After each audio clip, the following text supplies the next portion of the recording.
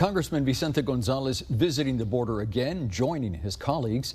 New numbers just in from the feds on how many migrant children are in custody right now. More than 21,000 are being looked after by the government. Just over 18,000 are in custody of Health and Human Services.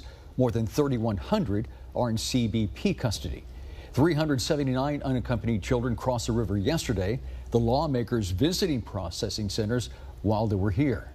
Channel 5's Tanvi Verma joins us live outside Anzal Duas Park, where lawmakers wrapped up their border visit just hours ago. Tanvi.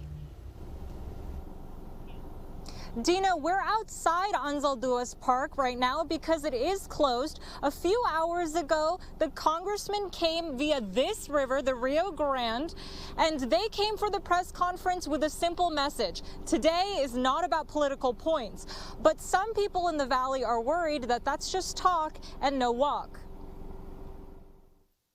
For many hopeful migrants, crossing into the Rio Grande Valley is nothing short of a dream.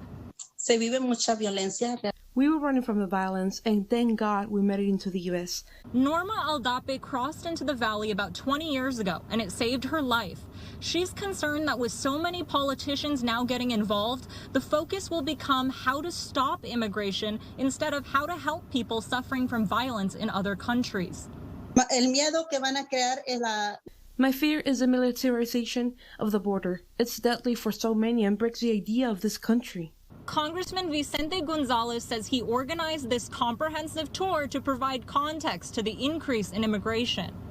Members of both sides of the party who have come down here to the Rio Grande Valley to take a look for themselves. We've visited detention centers, we've visited processing centers, we've visited respite centers, we've talked to migrants, we've talked to enforcement officials, and we were on the river today. We're here to solve problems. We're here to figure it out. We also heard from a Pennsylvania Republican making his second trip to the border who stressed the need for policy changes. And one of it is the changes made to Title 42, allowing unaccompanied minors to come into our nation, the United States, and be released. That just created quite an incentive. That's why. Another Republican member from California pointing out that the issue affects the entire country, not just the southern border.